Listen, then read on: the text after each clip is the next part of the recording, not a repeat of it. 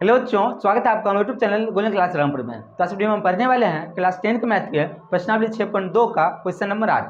तो चलिए शुरू करते हैं। तो इस वीडियो में हम पढ़ेंगे क्वेश्चन नंबर 8। तो इससे पहले के सभी क्वेश्चन को हम पिछले वीडियो में पढ़ा है, ठीक है, और आपको उसके सभी वीडियो का लिंक आपको डिस्क्रिप्शन में मिल जाएगा, आप वहां से देख सकते हैं। तो आज हम इस वीडियो में पढ़ेंगे क्वेश्चन नंबर 8, ठीक है।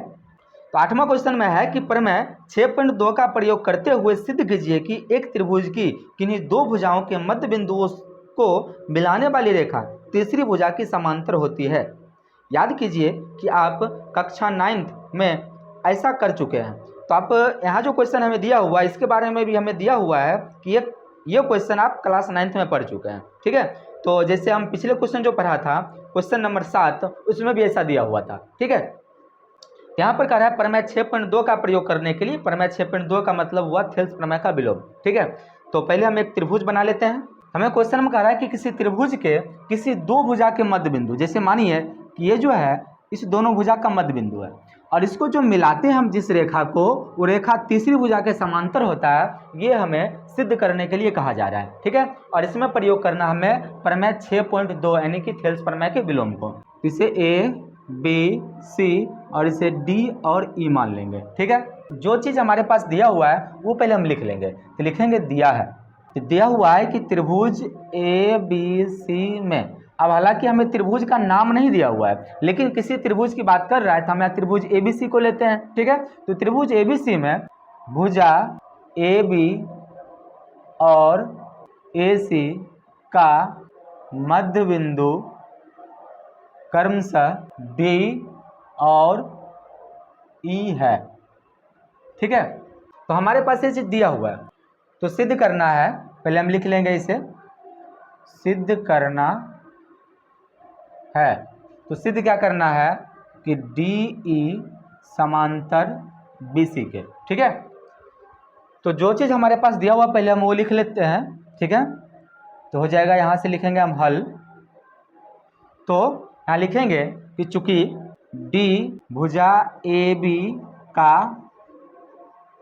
मध्य बिंदु है, तो इसलिए अब देखिए कि यहाँ पर ये जगह ये डी बिंदु इसका मध्य बिंदु है, तो इसका मतलब है कि ये जो दोनों भाग है ये आपस में बराबर होगा।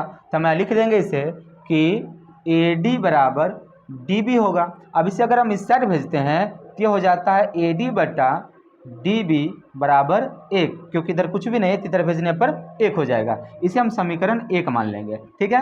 फिर उसी प्रकार जो हमें दूसरे पॉइंट में दिया हुआ है कि बिंदु ई ए सी का मध्य बिंदु है, उसके अनुसार हम लिखते हैं। तो फिर लिखेंगे कि पुनः यदि या चूंकि ई भुजा ए सी का मध्य बिंदु है, तब ये चूंकि ई जो है वो ए सी का मध्य बिंदु है, तो इसका मतलब होगा कि ई ए ई और ई सी ये दोनों बराबर होगा। तो हम लिख देंगे कि ए ई बराबर ई सी। अब इसे हम इस साइड भेजेंगे तो ये हो जाएगा ए ई बटा ई सी बराबर 1। इसे हम समीकरण 2 मानेंगे, ठीक है। फिर समीकरण 1 और 2 में आप देखिए कि दूसरा पक्ष बराबर मिल रहा है, इसका मतलब है कि जो ये दोनों है ये आपस में बराबर हो जाएगा। यहाँ हम लिखेंगे समीकरण 1 और 2 से, तो ये दोनों समीकरण से यहाँ देखिए कि दायां पक्ष दोनों बराबर आ रहा है, तो बायां पक्ष भी बराबर हो जाएगा। तो हम लिख देंगे यहाँ पर कि ए डी बटा डी बी बराबर ए ई बटा ई सी। अब हमने थेल्स प्रमेय के विलोम में पढ़ा था कि यदि कोई रेखा किसी त्रिभुज के दो भुजा को एक ही अनुपात में विभाजित करता है तो रेखा तीसरी भुजा के समांतर होगा। यहाँ पर देखिए कि रेखा जो है ये दोनों भुजा को एक ही अनुपात में विभाजित कर रहा है। जब एक ही अनुपात में विभाजित कर रहा है तो उस नियम के अनुसार ये भुजा इसके समांतर होगा, बस।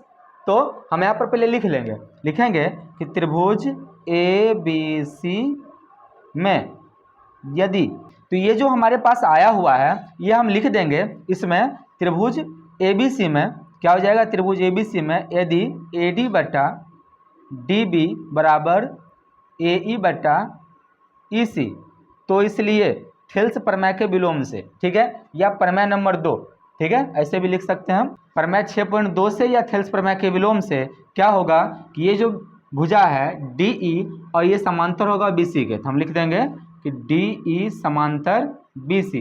ठीक है, हो गया ये प्रूफ।